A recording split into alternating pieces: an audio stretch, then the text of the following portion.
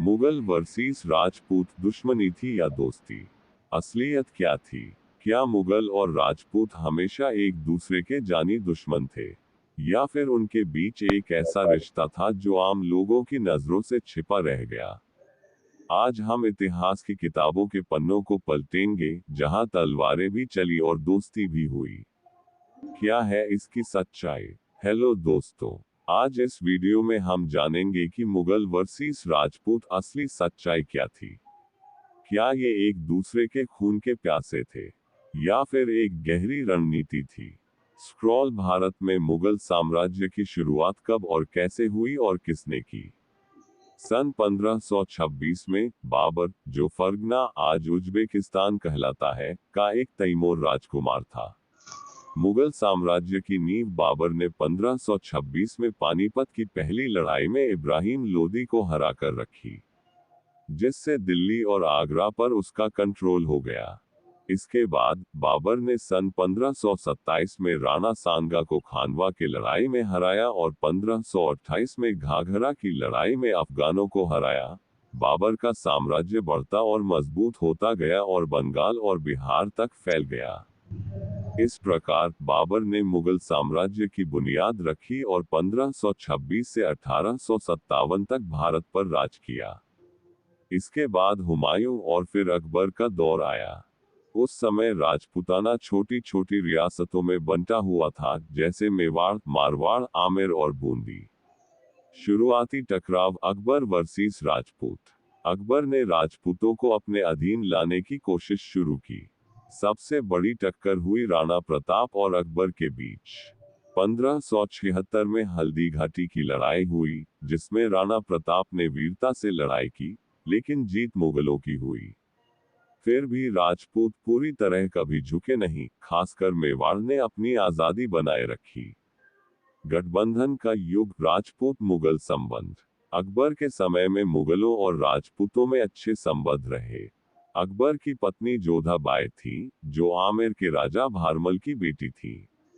राजपूतों को मुगल दरबार में बहुत सम्मान मिलता था, उन्हें सूबेदार, सेनापति और वजीर तक बनाया गया। ये तक जो अकबर के प्रधान सेनापति, चीफ कमांडर राजा मानसिंह थे। वे एक महत्वपूर्ण सैन्य कमांडर और राजनेता थे, और अकबर के दरबार के नवरत्नों में से एक थे। और राजा मानसिंह बहुत अक्लमंद व्यक्ति थे। और इससे हमें ये भी पता चलता है कि अगर ये लड़ाई धर्म के बीच होती तो क्या अकबर बादशाह राजा मानसिंह को अपना सेनापति बनाते। यहाँ तक कि जहांगीर और शाहजहां की माताएं भी राजपूत घरानों से थी। फायर अब क्या ये दोस्ती थी या राजनीतिक समझौता? मुगलों को स्थानीय समर्थन चाहिए था, इसलिए राजपूत रियासतों को साथ जोड़ा गया। राजपूतों ने भी समझ लिया था कि सीधे टकराव से कुछ हासिल नहीं होगा, समझौता करना ज्यादा समझदारी थी। कुछ राजपूत घरानों जैसे मारवाड़ और आमेर ने संधि की, लेकिन मेवाड़ ने कभी अकबर को नहीं माना। जहांगीर और शाहजहां ने भी राजपूतों से अच्छे रिश्ते बनाए रखे। और फिर आया औरंगजेब का दौर। औरंगजेब के समय सब कुछ बदल गया। उत्तराधिकार की लड़ाई में राजपूतों ने दारा शिकोह, औरंगजेब के भाई, का समर्थन किया। इसलिए औरंगजेब राजपूतों से नाराज और शंकित था। राजपूत भी औरंगजेब की धार्मिक नीतियों से नाखुश थे और मुगलों के खिलाफ हो गए। औरंगजेब ने मंदिर गिराए, जजिया कर लगाया और हिंदू रियासतों पर दबाव बनाया। इसी वजह से मराठा, सिख और राजपूत सब मुगलों के विरोध में आ गए। राजपूत और मुगल एक दूसरे की जरूरत थे।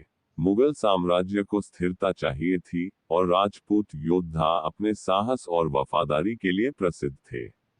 दोनों का मिलन कभी रणनीति थी, कभी मजबूरी और कई बार राष्ट्रवाद से प्रेरित।